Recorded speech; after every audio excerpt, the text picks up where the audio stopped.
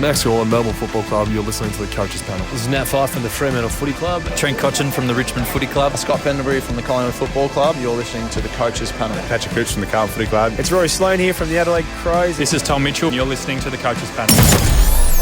Hey friends, you got MJ from the Coaches Panel. I hope you're well. And 1 week of fantasy footy is in the can. You've got 23 more weeks to go. The good news for you, if you had an absolute stinker last week, there is more of the season. Not even 5% of the season has gone. You have got plenty of time to work your way out of whatever quote unquote mess you think you've got yourself in. While if you had an absolute ripping start to your round one, the good news is you can build on top of that and get yourself potentially your best season ever. Well, it's a strategy roundtable, and it wouldn't be a roundtable discussion without getting some of your favourite members of the Coaches Panel around the conversation to talk about the big issues of the week. MiniMonk is back on the pod. Hello, mate. How are you? Yeah, good. Round one down the drain. Now we've got 23 to go to recover teams. That sounds like a man that had some things not go his way, but that's okay. We're here to help our listeners along the journey in 2023. And Rids, hello, mate. How are you? Mate, from the reaction I've seen about round one, I'd say it's not just round one that's down the can this week. There is definitely some hyperbolic reactions to round one, and let's hope that's all it is and not genuine stuff. Boys, there is a ton of stuff I want to get through this episode with you. There is so many things to talk about. I want to talk about our Patreons who have asked an absolute fireload of questions. We want to get to those. I want to talk about when you've had bad luck, how do you transform that to help you round one and beyond. There's a couple of guys that are getting no love in the community. I've got to talk to you boys about them and get your take. I want to talk about the costs of sideways trading. We want to look at some of the different approaches that should be getting spoken about. But let's talk about this big conversation that round one, and in its rear vision mirror, the trades are generally twofold: forced injury trades or correctional trades. For the most part, you're doing one of those two. AFL fantasy coaches, there might be a few thousand. They've got some luxury trades and have nailed everything. So, Rids, maybe I'll start with you, and then MiniMonk, absolutely feel free to jump in along. Is there a right way and a wrong way to approach these trades heading into round two?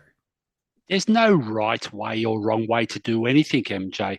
But what we don't want to do is react and jump at shadows. And like, if you got a bit of bad luck, just accept it and go, rightio, so-and-so, he got injured, let's trade. Guess what? It's a trading game, yeah? This is an opportunity. So let's trade him and we'll go find someone else. What I do want to call out here is be a little bit cautious, because 2 weeks ago, we were concerned. Let's say Nick Dacos, okay? Let's turn this conversation to Nick Dacos. Scared of the role. Sure. 2 weeks ago, he got tagged by Finn McGuinness in a pracky game. Everyone went, oh, he's going to cop attention. He's going to cop attention. Round one comes around, and I don't know what Chris Scott was doing, but I think he was still on holidays, but he missed the point that Nick Dacos can actually play football okay. And so he just let him run his own race, yeah? He just said, you go play, and I'll just look over here and watch the cars drive by, and I don't know what he was doing. But anyways, he was still on holidays. Guess what? Port's already come out and said, hey, guys, we're going to actually, attention. It's funny, isn't it, how we look at things? But guess what? People are going, wow, he was awesome. He had 35 touches. They won. And he was excellent. Sure. And you know what? It's not a bad thing. He may very well actually be a keeper for the year. He may be a premium, yeah? Yeah. But the thing is, we've already got the information that he's going to cop a little bit of attention this week. And against one of the most restrictive teams in the game. So don't be reaction. And like, if you've got Stewart, okay, don't go bringing in Dacos and then go, woe me, because he got tagged to a lower score than last week. That doesn't work like that. Because he scored 120 or 130 last week doesn't mean he's going to score 120 and 130 this week. 100%. So one of the great things, if you're a Dacos owner, is that you're licking your lips at everyone wanting to jump onto him now, because you've got that big score out of the way. And now all of your risk of going into the Port matchup is going to be mitigated by people jumping on. It's a blessing for you. 100% right. 100% right. So, MiniMonk, then how do we make sure that the trades that we're making, now again, there are some forced maneuvers we have to make with injuries. We'll talk about some of those guys. We'll talk about cows in a second. But how do we make sure the trades we make are not overreacting, emotion, bad round one score driven, and not actually the right moves we should be looking to make? Help our listeners navigate the difference between the two. It's very tricky because we don't have that much information available to us. We have one game and maybe a pracky game, but you can't read into that for all teams and for all players. So you've got to kind of go off of your bit of your intuition and look at a bit of the statistics. Let's look at Fremantle. They had, 150, 160 marks or something ridiculous number, and 60 of them are across their backline. Do we think that that's going to happen next week, where Luke Ryan gets 12 marks, Brennan Cox gets 20 marks? Probably not. But if we also look at another example, is that Essendon had the same number of uncontested marks. Yeah. And yet people don't want to look at that stat because it's not being talked about. So this is where you've got to start to, look at the stats yourself, try and figure out why players did well, why players didn't do well. Do players not necessarily have the score, but do they have the role? Because that's what matters now. Like, the trades that you make should not be defined based off of how well a player scored. Like, if you had a premium that went 90, but they were getting 70, 75% CBAs, you wouldn't be trading them out. But if you had a rookie that's stuck at full forward and not touching the ball, then you've got to have alarm bells ringing then. Sure. And that's right. That's where it is. That's exactly right. Like, MiniMonk has absolutely nailed that, yeah. We had 4 teams in round one have 400 plus possessions for the game of football. It's incredible. Last year, the number one team had 380. Like, it was ridiculous. Like, I know that round one, and we've played a couple of years, so round one often throws these weird results, yeah? Yes. And everything else. We've had Rory Laird come out and score 50s, We've had, and everyone was unanimous. Rory Laird will be the number one mid for the year. We all said that he was the safest captain option across all the formats. Sure. He came out and gave a 50, MJ. Like, we had some really weird results. We had, like, as I said a minute ago, we had Chris Scott not tagging the most influential player on that field. Dacos was the way they stayed in the game. Yeah. He was crazy. He won in the game. Yeah, agree. And so it was just a weird round all up. And I mean, injuries happen. That's part and parcel of the game. But guess what? We're going to talk about it later. I know it's on your run sheet. I actually read the run sheet this week, MJ. You'll be proud of me. I'm slightly scared and proud all at the same time. Yeah, I know you want to talk about injuries, and I know you want to talk something else. There was something about something else on the run sheet that I sort of ignored. Yeah, see, this is how Rids handles the run sheet, friends. He's like, yeah, you want to do something somewhere else. Great. Yeah, but it's more for you to keep in control of me rather than me to actually care. Like, at the end of the day. It's like trying to control the air. You just can't do it. But yeah, you see what I mean? It's absolutely 100%, man. It creates opportunities, injuries. Like, you know what? If you think you're a good coach, you should be welcoming the opportunities to go more diverse than the next team to actually separate yourself from the pack. Yeah. But we're going to talk about that later because you've got it on your run sheet. Oh, let's be honest. You don't know or care about the run sheet, which is totally fine with me. I got no problem with that. I want to throw this thought out into the ether for you both. Probably the most used word this pre-season in the community has been the word value. And we know how important that is. For any coach that's played any format for any length of time knows the importance of getting some value on your investment, some good return upon your investment. That word's probably been burned to the ground and maybe overused or inappropriately used at times, so much so that I would say, unless you play the value game across the board, across all formats, you're now being looked at in the community, rightly or wrongly, as playing the game wrong. Now, that's a bit of hyperbolic statement in there, and that's done for effect, but I'd love to get your boys' thoughts on, Now that it is a trading game, what are the different approaches that coaches should be considering? Because I do not believe, this is the premise, I do not believe there is only one way to be successful in fantasy football. I think there are multiple ways you can get there. So MiniMonk, I'll start with you, and then Rids obviously jump in as you feel the need to.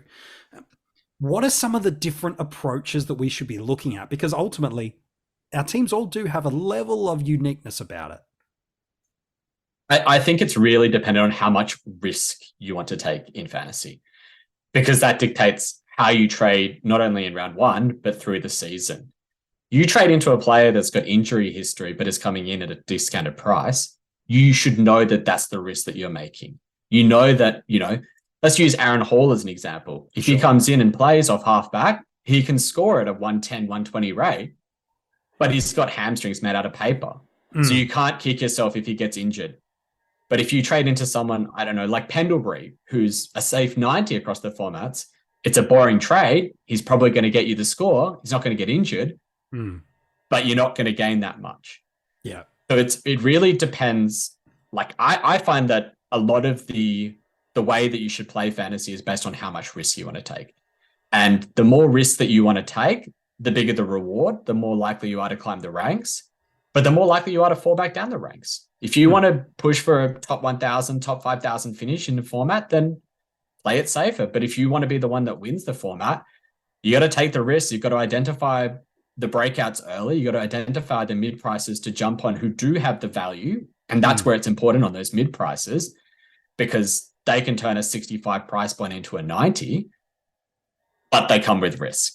So that's, I think, where the focus needs to be, is how much risk you want to take on. And that's the conversation, isn't it? It's all about risk. Sometimes, and I mean, it's not all the time, because sometimes people break out. Sometimes they have role changes. Sometimes they change teams to get more opportunities. Yeah. But the thing is, generally, guys like Elliot Yeo, let's just look at Elliot Yeo. He hasn't played pretty much football for 2 years. Nowhere near his full capacity, no. No, not at all. And that's not his fault. That's just injuries suck sometimes, yeah? Someone like that, though, he's perceived as having a lot of value. But the thing is, there's a risk associated to that value, because he was injured for a couple of years. He hasn't played football for a couple of years. Yeah, what happened, MJ? We were all planning to have him. He was almost the most important player in the back lines for Structurally, us, he was so helpful to what you did with your 29 other spots. Well, there's no one else really in that price bracket outside of like Jack Bowes, outside of Christian Salem. But again, they've come with the associated risk. And so they ended up all missing round one. So we were actually, the cupboard is bare around that price bracket across all the formats. So then we had to make our own luck in that instance. We either go up or we go down and go up in another line. But these guys are the ones that will win your format. So whilst people are going, it's all value, all value, all value, no one's talking about the risk associated. So go in the premiums. The only reason why they're premiums and top dollar or whatever else everyone wants to say, topped out in price, is because they haven't had the injury. You're getting that certainty, that lower level of risk, for the guys that have had history around that. But you look at Finn Callahan, Now, he's an example of where the risk is probably not as high as someone, like an Elliot Yeo. Sure. So Finn Callahan, he's coming into his second season. He's had a full preseason. The club's raving about him. He was always going to be okay. He's not going to be his best version of him. He's not going to be the Finn Callahan in 3 years' time. Nope. But guess what? He's at his price point. He's more likely to score and average more than what he's priced at. So that is value. That's true value, though, at low risk. Yes. Elliot Yeo definitely has history around scoring higher than what he's priced at, but there's an associated risk of injury, of this, of that, and that's where it comes at high risk. So that's what we need to work through. That's good. Could I ask, let's throw another name in there, and I'm keen to get your thoughts on this one, and then want to let MiniMonk loose on it as well. Tristan Cherry was a lowly owned player across the community broadly before his injury. Obviously, unfortunate, was scoring well in the role, was looking good in the role. And injury is just a bad bit of luck. So let's put that to the side. That's the luck factor, the ankle injury. No more commentary around that. But there was some risk involved with that, Rids, in that selection, in that structural change. So talk me through the positional risk in the value links as well, because you've given me basically a guy that we could parachute plan down to a cash cow in the midfield. No problems with Callahan. We knew pre-round one.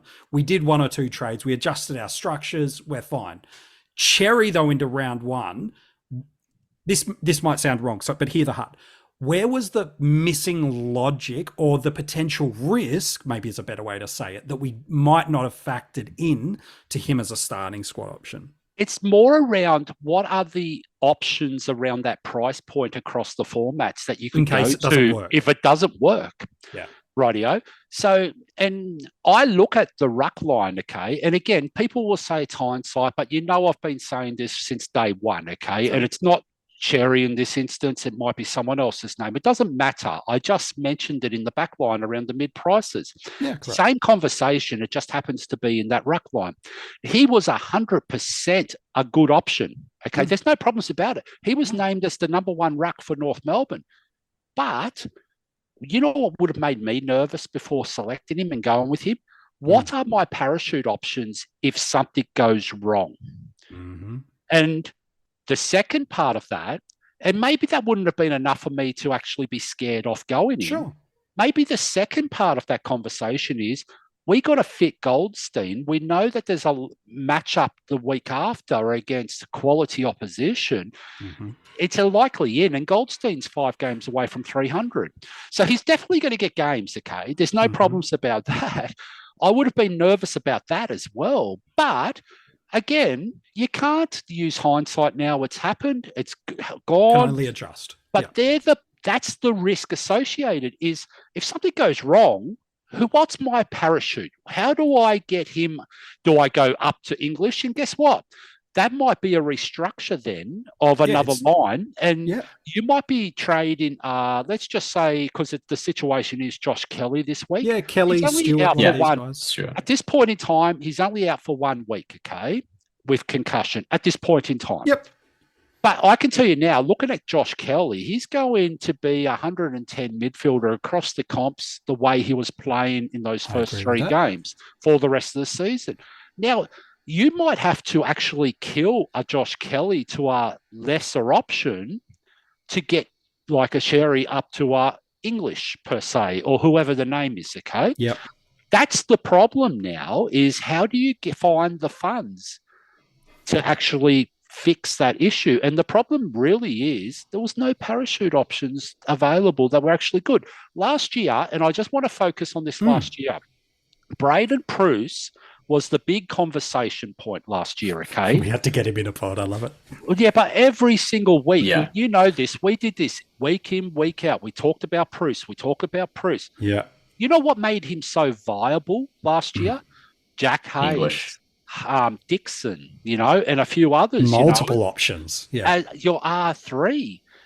Now, SuperCoach, there might actually be, Asava might be the R3. Sure. But I don't think he's going to be the biggest scorer, and you're probably going to hurt yourself going to that option, as your safeguard.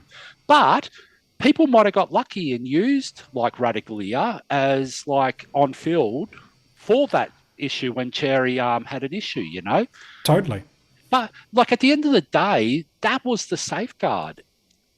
That was the fallback plan. That was the parachute option. Yeah, it's good. It's about how much risk you want to take at that position. And people didn't want to start Asava in AF and DT, and his score rightly showed that on the weekend.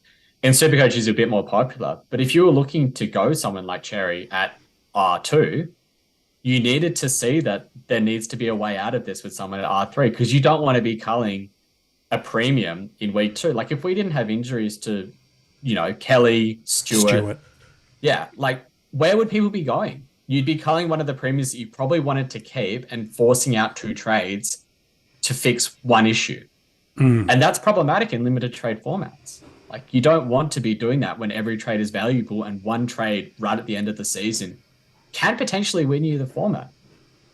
And I think the other thing is people need to read into what quotes coaches are saying as well, because I think it was missed the point. I thought it was pretty clear from Alistair Clarkson that Cherry was playing this week, but that if they came up against tougher opposition, Goldie's coming straight back in and they're sharing the rock. 100%. And I mean, that quote was enough for me to say, well, he might get 1 week, he might get a really good score, which he was tracking for against a pretty ruckless Eagles, to be fair. But what's going to happen if he comes up against tougher opposition and he's having to share the rock roll? And like this for week. me, I mean, for a lot of coaches, there was just no appetite to take that risk on, because you didn't have any certainty in the role and you didn't have any fallback option. And that's where you've got to be really careful. I mean, we look at someone like Yo, who had the injury risk, but there was still a fallback option. People had eyed off someone like Will Day. And he showed a pretty good score on the weekend, and he's still a popular player for people to bring in. Sure. It's just now people have started him instead of Yo because of his price point. So you've got to really be aware of where you're moving to. And it's the same with trades people should be making this week as well. If you want to be jumping on some of the hot topic mid prices or some of the hot topic underpriced premiums, look at where you're going to be going if they pop a couple of stinkers for the next 2 weeks, because it's good. Round 1 outlier scores happen. We've seen it for the last however many years. It happened last year with a good example is someone like Matt Rowell, who went 105, 110 across the Lipinski format. had a blind in round 1. And the reverse happens as well. Jack Crisp had a shocking score in round 1, backs it up with a massive score in round 2 and continues along his merry way until the bye. So you've got to be really, really careful with who you're trading into this week and knowing where you're moving to. And I think the biggest thing out of this, okay, is actually the lesson to be learned out of this isn't that whether it's a right or wrong move, because hindsight will dictate that, yeah? Sure. It's just about your comfort levels, actually knowing what the conversation, the risks are associated, and having that option if it doesn't go right. That's the lesson to be learned from that. Now, you might still decide that you're going to take all that on and go with your gut feel and go with this guy. Guess what? No regrets then. You're absolutely. Right. But if you're sitting there going, oh, my, it's a regret, then you haven't thought through the actual risks associated with that due to having no options or no parachute or however you want to call it. And that's the lesson to learn from this. Remove the names from it, because it could be anyone, it could be any line. It's still the same thing. It's really good advice from both you guys. So we're talking about trades this week, and there's 2 things I want to bring up, but let's look at them. For a standard coach, without knowing their 30 players, without knowing their format, and also without knowing what you've just talked about, their appetite for risk, what should a coach, without knowing those really important variables, what's the number one priority that a coach should be looking at this week? MiniMonk, I feel like it's a pretty obvious one, but we want to make sure it's really, really clear. What's the number one priority, regardless of those variables? If you've got injuries, fix the players that are injured. That's good. If you've missed a rookie that has popped a big round 1 score, I'm talking the likes of Chandler, Menzie, Sheasel, Cam McKenzie as well. Jinby. Yeah. If you're missing any of those rookies, try to get to them. Then look at fixing your structure. If you're worried about where your rookies lie on your field, where your premiums lie on your field, try and fix that. And then the last priority of all of those things is trying to get onto the players that are going to be defining your season, because it's 1 week. You still have time to jump on mid prices who might have popped a big score, or premiums who might have popped a big score next week. But if a rookie, let's say Chandler goes 80 this week. Yeah. He's going up 60K in AF. His break even is going to be low in SuperCoach and DT, and you're going to have to be trading into him. So it just makes your life easier if you move into him now, rather than having to fork out 60 extra K for a rookie compared to maybe 30K for a mid price or a premium that you want to get onto. So MJ, I want to just jump in quick too as well. There's a caveat here. It's really format specific, this question, because AF is you're going to have those port prices changes. Yeah, weekly price move already. Yeah.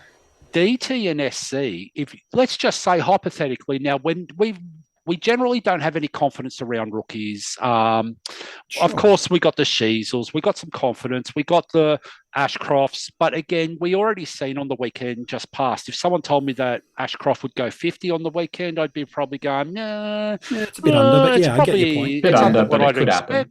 It could happen, but it's under, yeah.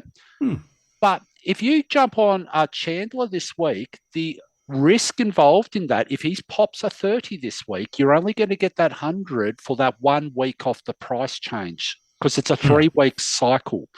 So that's where the caveat is on that. So sometimes, it's a fair point. And I know in old school, I think people are calling it old school DT or old school SC or whatever it is. Yeah, it's not so much old school ways. And I love being aggressive. You know, I'm as aggressive as anyone. Yeah, you both are. Yep. But this is just going, you know what? I don't need to make that change and bring that guy in this week because he's likely to be on the bench or he's likely to whatever. I want to get more data and then bring in the right option next week because I can guarantee you, whatever the rookie scores 100 last week, they're not scoring 100 this week. And the advantage you have too in Dream Team and SuperCoach with a trade boost now is where you might be like, oh, I have to make a trade this week because to make all the moves I need to activate that third option now. Yeah, correct. You've now got greater versatility with that feature. I just want to say SC and DT, it's becoming more and more AF due to the extra trades, due to the boosts and everything else. Sure. But that price fluctuation is so important. And that's the great divider between the two. Like, whilst you can go out and play the AF style on those other value formats, maneuvering, yep. It does tend to really, really impact if you don't get it right. That's all. Yep. Yeah. Or I was going to say is that in SC and DT, if you envision that you're going to need to do 4 trades by the end of round 3, you need to pull a trade this week. Yeah, of course. And if you're pulling a trade this week, you need to probably pull the safest trade. Yeah, that might be a rookie swap. So a rookie that's dropped for a rookie that's popping. Say if you're moving to a Chesser or a Jinbi, or moving a Chesser to a Jinbi or moving on to someone like Shizu, who you've got confidence in their scoring and their role with, then make that move. But don't be jumping on players that have got a lot of risk that could go 100, who might have gone 100 this week, but could go 30 next week. That's the ones that you want to save until the 3rd week. That's exactly right. He's nailed it. Great advice. So we've talked about some trades to make this week. Probably one of the most discussed players is Rory Laird. I hate to bring it up. And if you listen to other content creators, chances are you've heard lots of Rory Laird chat this week. And understandable, the guy that many thought was going to be the number 1 mid, hands down, has scored less than Will Ashcroft did. And that's no shade on Will. It's just more reflective of that comment. I wrote an article that's up online at coachespanel.tv, so you can get some of my thoughts around if you're an owner, what you should do, and if you're a non-owner, what you should also do. I want to frame the Rory Laird discussion in a different way for you both, though. Rather than it being about Laird, I'd love to get your thoughts about the value of a trade. Let's not worry about the cash value attached to him, as important as that might be. But for an owner, what's the value of the trade you're going to make? MiniMonk, we'll start with you on this one. Talk to me about the hidden cost of sideways trades. I suppose that's probably the question I really want to get your thoughts on. There's a lot of old school super coaches that have the mentality that a trade is worth 150K. I don't agree with that sentiment. I think it's a little outdated. But if we use that for the example, sure, is trading Laird down to 2 premiums? So essentially you're going to be making 2 trades worth 300K over the course of the entire season, let alone the fact that you might have an injury down the line, that Laird might still go 140, 150 this week and not drop in price. Or the fact that other coaches aren't in a position to be able to jump onto someone that's, 650K in SuperCoach if he goes down 50K and, 950K in AF and DT at this point in the season. Like, where are people going to find the money to go a premium to an Uber premium this early on in the season. It's not going to happen. So that's the hidden cost. The hidden cost isn't the fact that you're getting 2 premiums and you're losing the trades. The hidden cost is you're getting rid of a guy that a lot of the competition own, and those that don't own still want to get him, and they can't get him yet, even when his price might be at the lowest point it will be for the season. That's where the hidden cost is. It's good. I want to just jump in, and I'm going to say something really, really, really, really. I think it's going to be an unpopular opinion. Well, this will be good. And I don't particularly care, okay?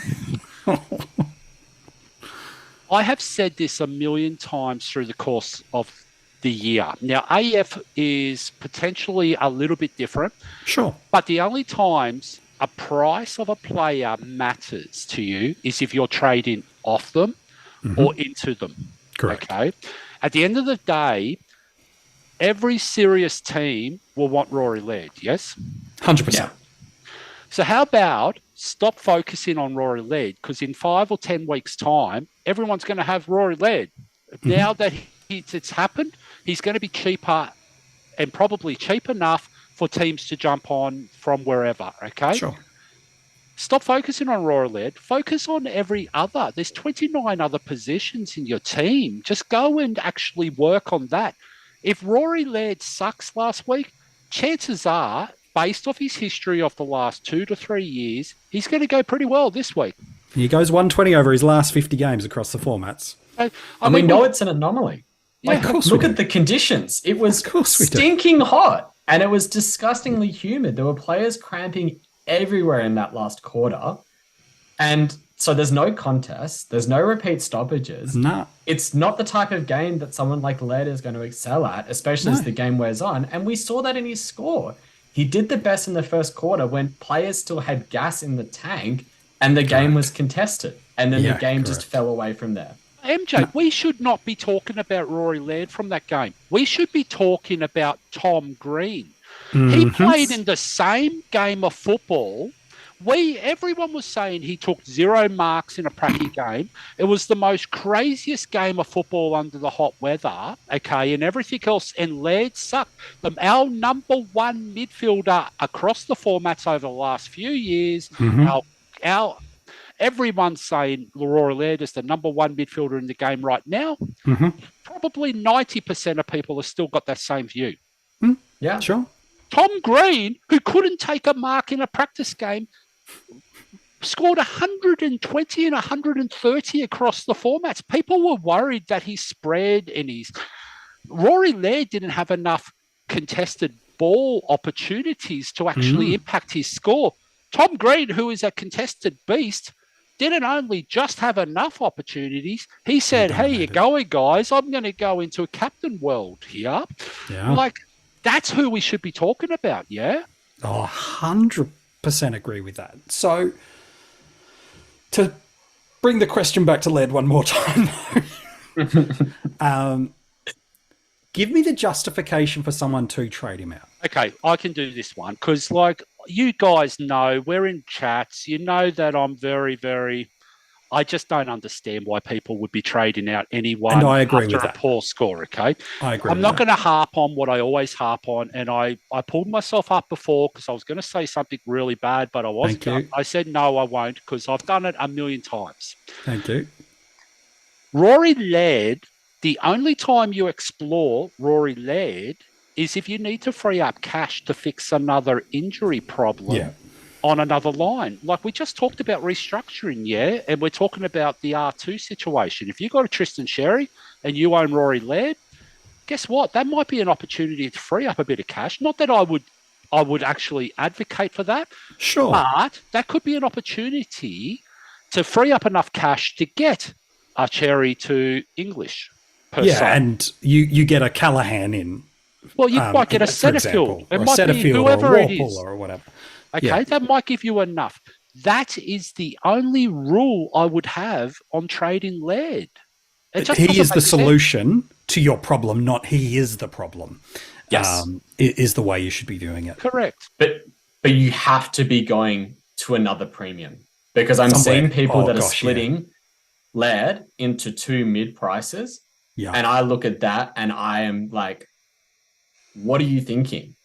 Yeah, okay, you've traded out the number one scorer from last season who could still be the number one scorer in this season. From here on, increasing your absolutely. risk profile by bringing in two mid prices off of one game of information. That will require more trades. Which will require more trades as well. Like, that's the one where it's like, oh, I really don't think that that's a good idea. No, you could be spending... I don't see how, if you're trading out of Laird, even to do that fix of him, the solution, it's going to cost you a minimum of 3 and probably 4 trades to get him back in. Round 1, 2021, Tuke Miller, 80 in SuperCoach, mid-60s in Dream Team and Fantasy. By the end of the year, still averaged 120. You both have made that beautiful point numerous times on this podcast. Round 1 is anomaly. MJ, we got to highlight this. You never chose Rory Laird as a value option. No one chose Rory Laird going, I'm going to go Rory Laird and invest that money because he's going to average 130, 140. You know, that's just ridiculous, yeah? Yeah. So nothing's changed from round 1 to round 2 at the moment, besides in AF maybe dropping a few points, maybe a break even associated. You've lost 50 grand, but don't throw that 50K in the toilet by trading him now. My goodness me. Is he still a good captaincy option? Yes. Is there a chance that he averages 120 for the rest of the season? Yes. If both of those answers are yes, then there doesn't really make a huge amount of sense to trade a guy that can be the number one player in the game and can still be that captaincy option for you. And you've got him. You don't have to worry about it. You've eaten a 57. So if for him to average 120 for the year now, he might have to average 121, 122 for the year. So if you think he's going to average 120, you're going to trade him out and cop the 57. That's really, that's crazy, yeah? Yeah. No, I'm with you. All right. We've done our Laird conversation. We had to sneak it in there, though, because I think some parts of the community were misreading the tea leaves and the conversation around him. So I thought it was important to bring some balance and get your lad's perspective on that. So Laird's been one of the most talked about players of the week. There's a lot of players that are getting zero love after round 1. And again, some are maybe more format dependent, but lads, talk me through some players that after you've watched their round 1, maybe you own them, maybe you don't. At the end of the day, that's irrelevant. We're all about helping people in the community with what we talk about on this episode. Give me some players that deserve to be spoken about after round 1 that right now are getting no love. So, MJ, how about we do 3 each? We go MiniMonk 1, me 1, MiniMonk 1, me 1, and we do 3 each. Okay? All right. MiniMonk, lead us off with your first of your 3 then. Well, I know there's one that Rids wants to talk about because he's very, in the eyes of the community, SuperCoach relevant, and people don't think he's much relevant in fantasy. I'm going to go the other way. Ooh, I think that there's someone that a lot of people that think are very fantasy relevant, but isn't very SuperCoach relevant. Oh, that's good. And that might be Rioli. Ooh, Junior Rioli. And Rioli has been, no, not Junior Rioli, Daniel Rioli. Oh, nice. Because I don't know what everyone else saw, but on that Thursday afternoon, he looked like the splitting image of one Basher Hooley's role. Mm-hmm. He was racking up the ball, running, carrying, and getting a lot of good quality disposals for the Tigers. And they have trusted him in that role for the last half a year, and that's exactly where he's stayed. So I don't think it's a question of when do you get onto short due to the DPP. I think the relevant Richmond player we all need to be talking about and even thinking about as a smoky for top 6 across the formats is Rioli, because he's not going to get the attention in that team. Not when they've got Taranto and Hopper in their midfield, and not when they've got Jaden Short down there as well. So it's a very sneaky pick and it's a very smoky one, but there's been no love. No one's looked at him.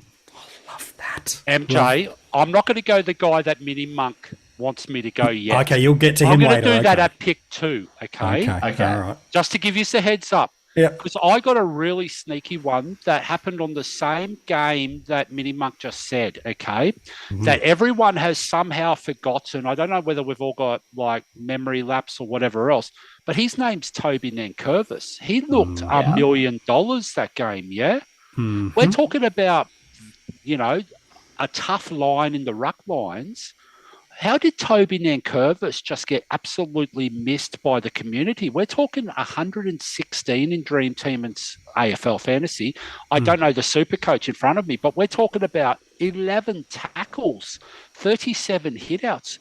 Like, this is ridiculous stats for a ruck, yeah? 112 in SuperCoach. 112.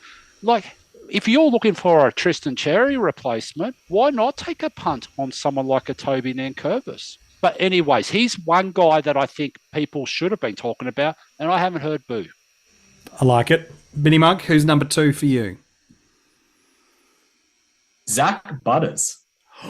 Yes, I'm so glad you brought him up. Amazing. Thank you.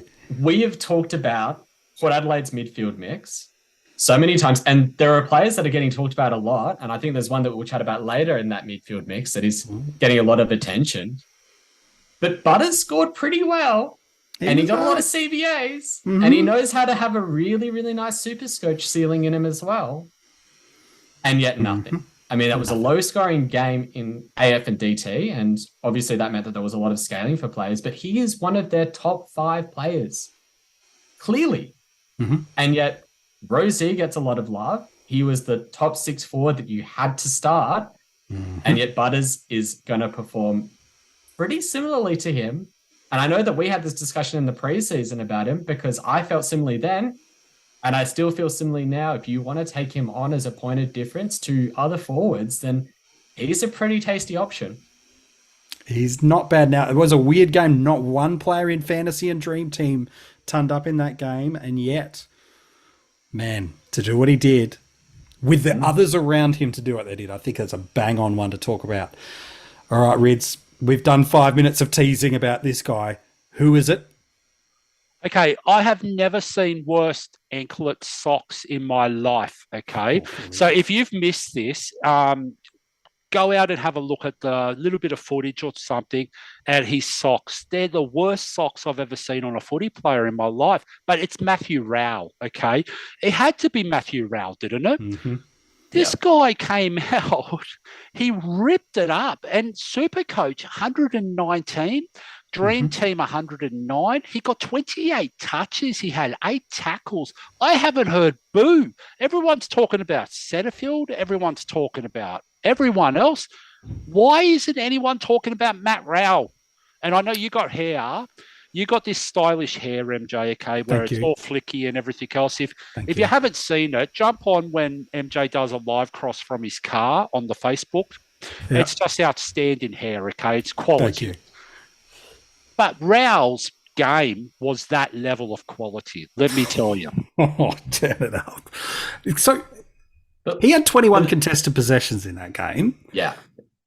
Talk me through that, because Setterfield, I understand where people are cool on him. Let's nip this one in the butt. They go 21 of 28 contested possessions. Is it just the continuation of the Tom Green narrative, Rids, of it's not sustainable? No, it's rubbish. Matt Rowell as a junior, okay, came out, and remember that when his first 4 games, he came out and did 100, kicked multiple goals, looked like the Matty Rowell that we know.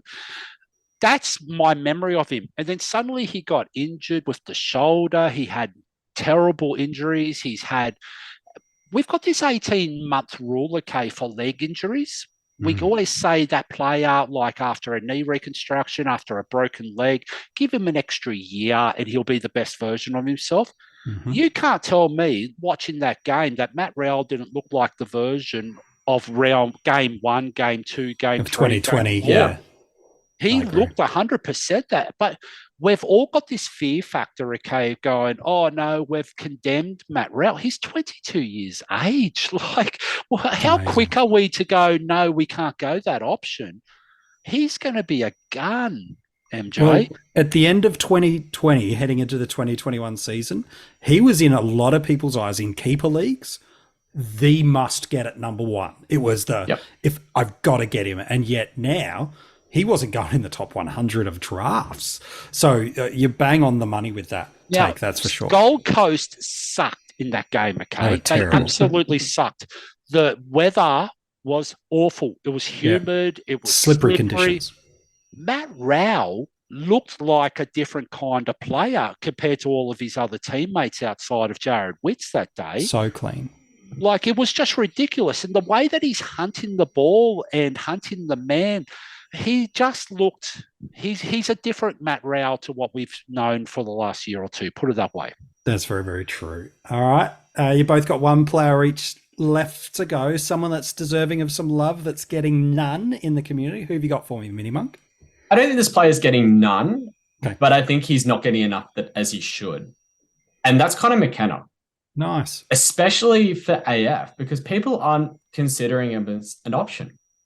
He scored pretty well in one of the most restrictive matchups for defenders, and he had the role. And not only that, we've unfortunately got an injury to Kitty Coleman, concussion. You get another week of him where he's going to be basically playing that role and get more responsibilities. You know, in AF, he's going to get a price increase. In DT and SC, he might pop a big score this week and have a really nice break even coming into the bubble week. I think if you don't own him, you need to be making way to get him, especially in Dream Team and SuperCoach. Like, he is the rookie, aside from, you know, all those other ones that we've talked about before, that is the must buy in my eyes this week. If you don't own McKenna in Dream Team and SuperCoach, you should be looking to get him in this week. I think it's as simple as that. I love that take. Let's focus on AFL Fantasy with him for a second, and then we'll come back to Rids' third player. What's the parachute way to get to him that in your eyes is something you could tick off? Is something up around the 700,000 down to him too much? Obviously, I assume it depends on what you do with the other trade, but what's the right structural move to get into McKenna in your eyes? I think the way to get into McKenna in AFL Fantasy is just a restructure. We're worried about our defender rookies. We're worried, you know, is Cowan going to get a game? Is Chesser going to get a game? Is Wilmot going to stay in the team? We had an injury to someone like Tom Stewart. We've got mid-pricer Will Day sitting on our field for some teams at D2. And, you know, we've even got concerns about someone like Charlie Constable as well. So, like, if you're wanting to strengthen up your backline, get a player that's got great job security, proven role, decent scoring, and coming in at a cheap price, then you've got a restructure to get to him. Like, if you have Josh Kelly and you don't own Tom Green, doing something like Kelly to Green and then a rookie to McKenna makes a ton of sense because you're fixing two birds with one stone. That's where people have got to be looking at him in AF, because I haven't seen a single person mention him in the AF circles. I've seen him mentioned a lot in SuperCoach and Dream Team circles. Sure. But it's radio silence because people are like, his price has already increased. I can't grab him now. But, you know, he only scored a 62. There's every chance that he pops out something like an 80, 85 this week. And you know what happens when rookies pop a good score? You can ride that because you got 5 weeks of that score being in their price cycle in AF. That's true. Look, he's got a break even this week of 35, and he's only owned in 5.3% of teams, setting you back at a price point of 391k. I love that shout. Mate, Rids, who's your third and final player that deserves a little bit of extra attention and love that's getting not much from the community?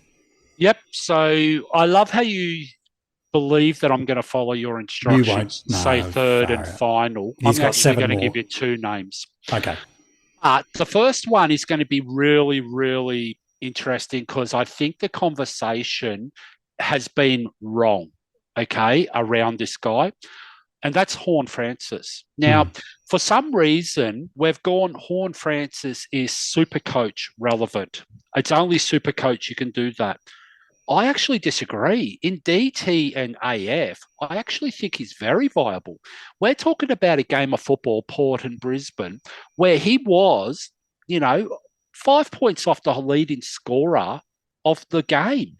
We're talking about he outscored every single Brisbane player. He outscored, and I'm going to name some names for you. Dunkley, Neil.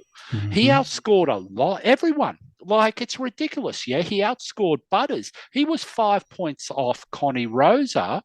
Connie Rosa, how about me? How am I going? Connor Rosie. Yeah, everyone's talking about Connor Rosie, and rightfully so, because he looked $1 million. But hello, what about Horn Francis? Like, he looked every bit of a DT, AF, cheap premium forward option to me from that game of football. Okay. Yep. Now, It's the good second shout. guy I'm going to throw out, he's not so much someone that caught the eye big time. It's more that I thought there would have been some sort of conversation because he was actually really impressive when I looked back on it. I think maybe the Freo marks and like the way that they played maybe highlighted that, and that was the focus they went to. But Ryan Burns, like, he had an outstanding game of footy, MJ. Yeah, good shout.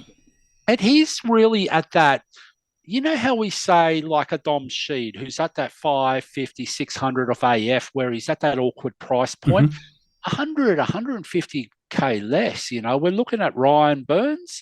Across the formats, he might be a little bit like Bit of variation, sure. But again, just keep an eye on him this week, because this kid could actually explode and it could be a sneaky big jump. And we were talking about value just recently.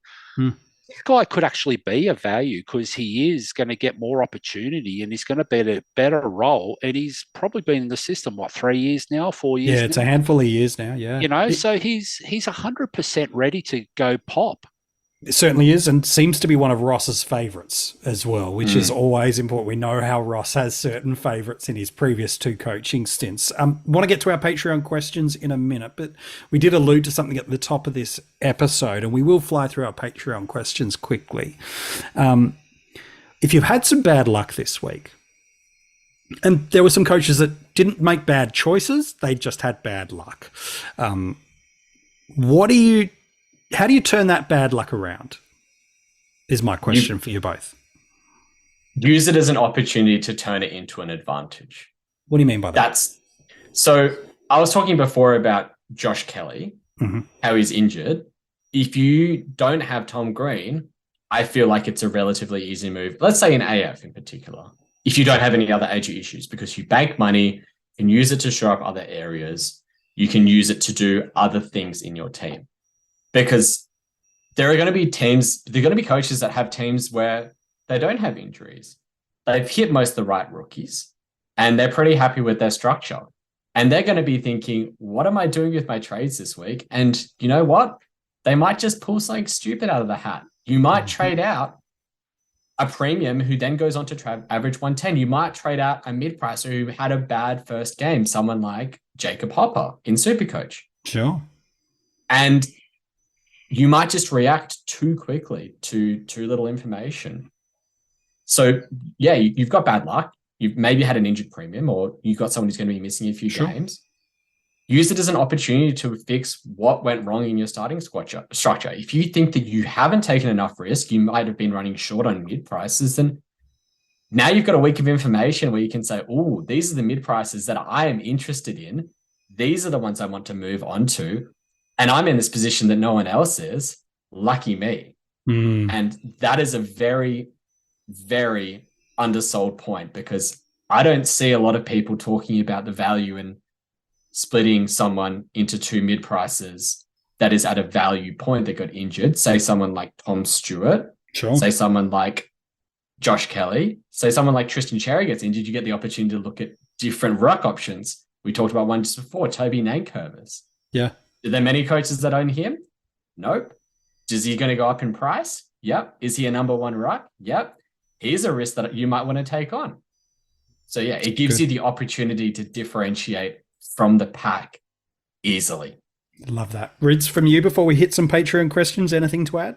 So I'm going to tell the listeners out there a little bit of CP goss. Okay. Here we go. Every time a popular guy gets injured or suspended or misses a game of football, now, we never wish injury on anyone. We don't. We don't want that, okay? That's actually bad karma. But the thing is, it presents opportunity.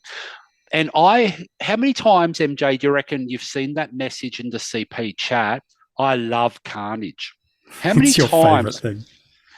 Because what that does is it means it gives the opportunity for others to make mistakes, and it gives me an opportunity to try and get a leg up on others. Instead of having Elliot Yeo pre-round one, who's 80% familiar and common across all good teams, that presented an opportunity to go explore. And, whether you went and jumped on a James Sicily who popped, or whether you went and jumped on a Hayden Young, they might have given you an opportunity to go to a Nick Dacos. That might have, there was so much opportunity, and there's no one option ever when it comes to this. And this is where the conversation and the fun aspect comes in, So instead of being woe me and disappointed and, I'm miserable and my whole weekend's shot because so-and-so's not there, guess what? Be happy. It's actually an opportunity to really excel in the trading game. If you're a good coach, go out and show people by trading. It's exactly that. It's a trading game. You're not stuck with the 30 players that you've selected for your team for round one. If you don't like a player, move him on. If a player gets injured, move him on and use it as an opportunity to find the next player to jump onto, because that will make your season. That's all it is. All the players that you bring in from this point onwards are the ones that can define how your season goes from here. And 1 week, there's countless stories of winners coming from deep. 1 week is nothing in a 24-round season. Yeah. It's a good shout. All right, lads, let's hit some of our Patreon questions.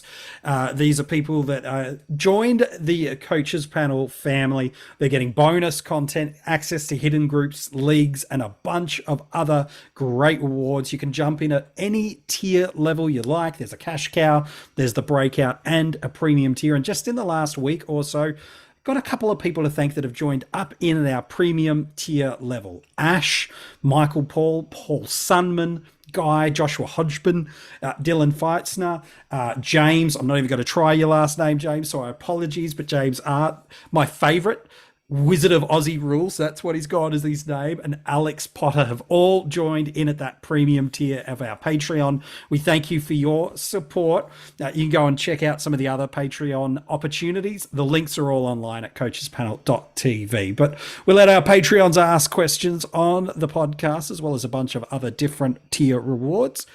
Here are some ones. I'm going to throw them out to you. Rapid fire. Boys, give us your best response to it.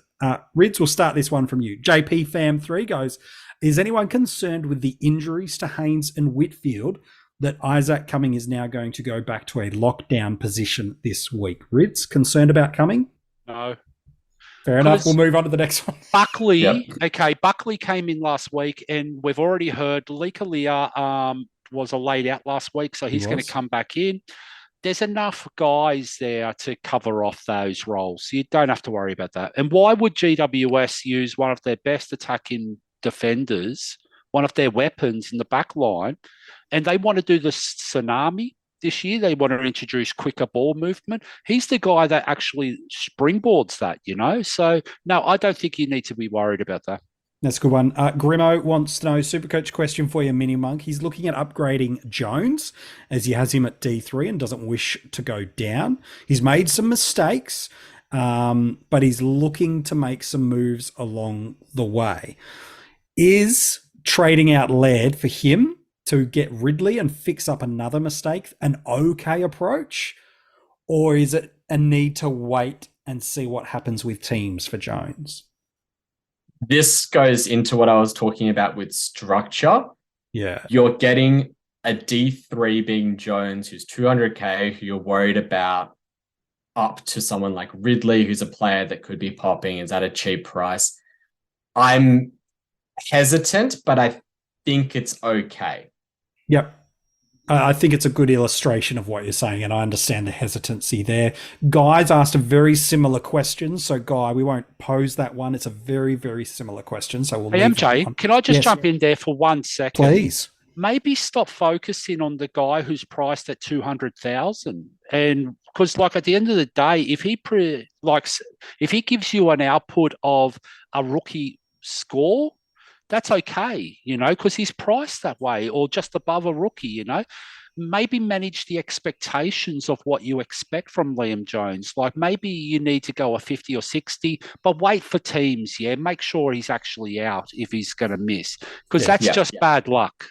Yeah, no, just wait that's for a good teams. one. Yep, fair enough. Sriram has an AFL fantasy question for you, Rids. He'd love to get your thoughts on these two players. One we've already alluded to, thanks to MiniMonk, in Daniel Rioli and Jack Zeeble. Neither have been getting much discussion, but both have that distribution role, have shown high scoring before in that role. What's your take on Zeeble and Rioli, Rids? Zeeble worries me because there's a few people coming back in and people will automatically think Aaron Hall in that instance. But I'm more concerned about Aiden Core, I think. And I think what happens there is there's a few running defenders already in the team. We saw Sheasel go well, Bailey Scott and everyone else. Bergman, so JC Goda, I see as riskier. Daniel Rioli, I don't see as a risk at all. The only risk I see with Daniel Rioli is potential tag risk, because he is that damaging. He was in the Australian squad, wasn't he, last year for halfbacks? He's actually a decent player. So he's taken it to a next level, and now he's had another pre-season in that role. There's a lot to like about Daniel Rioli. So I like it. Here's a good one. So go, MiniMonk. This is the risk versus reward that I was talking about earlier. Mm. The risk is in the output for their team, because, Jay-Z, we don't know that he's going to keep this role, but Rioli, we're pretty certain he's going to keep this role, but their price reflects that risk. Jay-Z comes in much cheaper. Rioli comes in much more expensive. It's all about where your risk appetite is with these two players. It's a really good one. We'll stay with you for this one. It's an AFL fantasy question. I'm very keen on your take on this one. He's got no forced trades. Got a sound structure. Jinby's at D6. He's now the rookies. Menzie, Chandler, Pedler. Only obviously starting mid-prices with a miss of Warple. He's really saying it. He's a bit bullish on Zeeble, which is good. This all sounds lovely, but he's thinking of trading out Dunkley, getting Zeeble, and then getting a cow up to a Warple. Is Josh getting too cute, or is Josh thinking it right? I think this might be a case of getting too cute. Yeah. I think that there is probably something else going wrong, and chances are if you've nailed all of the rookies and you've nailed all the mid-prices except for Warple, and you've nailed pretty much most of the right premiums, that you probably don't need to get onto Warple because your structure's fine. You probably have a couple of mid-prices, say a Setterfield or a Callahan in there anyways, and bring your third one in, you're going to be forcing maybe a nice rookie off the field in the process. So I would look to just see what rookies do you need to shuffle around, and is there any other way that I can get the cash? Because we know what Dunkley can do, and we've said it before, that game was an anomaly. An anomaly. We know what you mean. There we go. We know with Shuans. Let's just say that game slows down, the tackles come, Dunkley goes 110. Would you be having this conversation now? It's the same thing with Laird. It's just, don't overthink it. Hold the premium that you thought was going to be the number one in their line for the season, and try and find other moves. What it does do, though, MJ, it makes it very interesting how we see things as a community. So we're talking about Laird non-stop this week, but why are we not having the same conversation as, using Josh Dunkley, using Rowan Marshall? Why are we not having these conversations, and why is it got to be focused on one guy because he's the most expensive across the formats? That's where I get this curiosity out of it. Yep. No, it's a good shout. Rids, Ian McRae's got a question. He's just keen on your thoughts on Jacob Hopper. Jump off now or wait one more week? Why are you jumping off? I don't understand that. He did what he was brought in to do. He had the role, 100% had the role. And it's his first outing in Richmond colours with new teammates. He's only going to improve. I just don't understand why you're going to, if he comes out and pops 100 this week, and whoever you go to, let's just say hypothetically you're going to go to a Setterfield, and Setterfield goes what Hopper did last week, which is very likely, we could flip those numbers easy. Like, how are you going to feel about that trade afterwards? Like, at least give yourself the opportunity to go, give me more data, give me understanding. You know, a Dom Sheed's a different conversation to a Jacob Hopper in my eyes, because I don't think Dom Sheed passed the eye test this week. Jacob Hopper definitely did. It was just his disposal and a few, you know, edgy, rough moments that didn't. That's the problem. Yep, I think that's a fair shout. There's a couple of other 50-50 questions that our Patreons have thrown out there, but they're very, I feel like we've covered them. There are a lot of, should I move Kelly and this person to do this? And the answer is yes, structurally. Those are the things of how you should be approaching some of the I think stuff for now on, what we need to do is make a rule, okay, for questions. Yes. Any 50-50 questions need to involve the payment of $50 notes, 50 and 50. They're already paying. 50. They're Patreons, right? But all right, that's fair enough. We'll sort that out for you, man. Hey, boys, you've given our listeners some absolute ripping gold to help them heading into round 2. As always, Rids, a pleasure, my friend. Thank you. Pleasure's all mine. Why not? Yeah, thank you very much. And MiniMonk, an absolute star work from you as always, man. Very nice to be here and very nice to have this chat leading into round 2. Yeah, absolutely. If you want to go back and check out other previous podcasts from us, wherever you streamed or download this one from is exactly where you can go and check out those episodes. While at coachespanel.tv, there have been articles dropping every single day this week to help you heading into another round of fantasy footy. If you want to become a Patreon, there are plenty of great tiers and you can get involved with some rewards and a bunch of other free content that nobody else gets, including our round review episode and a bunch of other stuff. All the details and links you can find in the podcast description of this episode. It's there. You can go and check it out. Good luck as you head into round 2. I hope it goes your way. I hope Rookie Roulette is kind to you and the moves you make end up being the right moves long term. Until we chat to you again next week, good luck.